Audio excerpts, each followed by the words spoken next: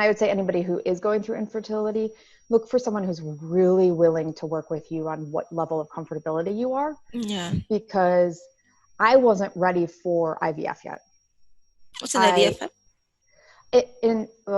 IVF is, I don't know what it stands for.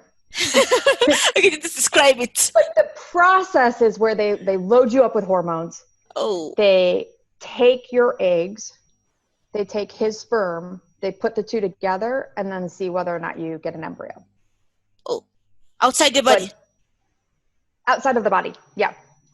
How does it get back inside? So, right? They put it back in. But that's the easiest part of the whole process. The putting it back in is the easy part. It's the easy part. Like, that's done in like a second. Everything else was the hard part. Because for the hormones, you're using shots. Oh, yeah. This is sounding much more horrifying by the second. Right? But you get used to it. It's interesting because you do get used to it. I mean, I remember the first time staring at the shot going, I look at my husband and going, it's going inside me. I can't do this. He was shaking. There was no way I was having him do it at that point. He was just like, I'm here for support, moral support at this point. He's like, just do it. And I, that first one it was painful. And it was one of those moments of like, okay. But once you started doing it, you're like, oh, this is easy. You just kind of keep going. And eventually he had to learn. There's certain shots that I can't reach the spot that needed to be reached. And so he had to learn, and, it was interesting. He was just like, how do I do this?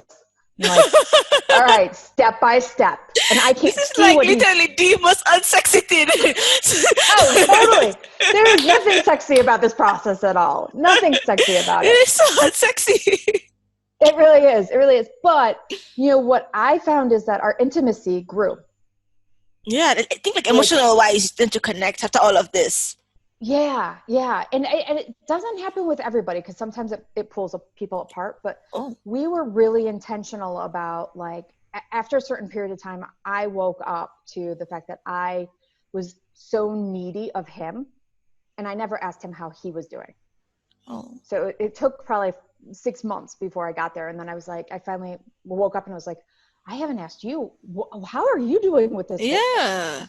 You've been my rock through it. What's going on with you, and how do we support you? And once we got to that place, I felt like we were able to actually grow our intimacy better and support each other through it, And so when we went through IVF, it was more of us holding each other's hands, and also being able to have the hard conversation of being like, I'm scared.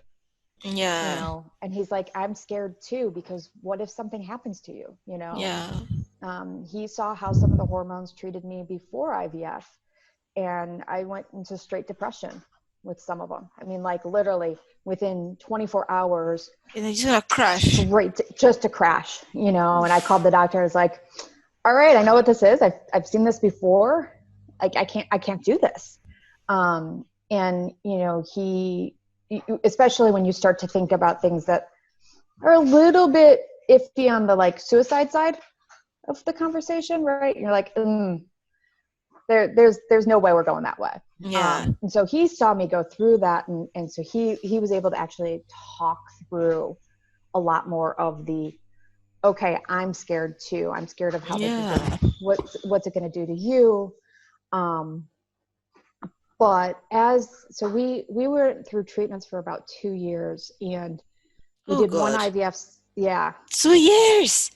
I was praying to be like only like a few months, but 2 years. Oh yeah, no, 2 years, 2 years. And we were lucky because there's women and there's couples that go for like 7-8 years. Oh God. Yeah.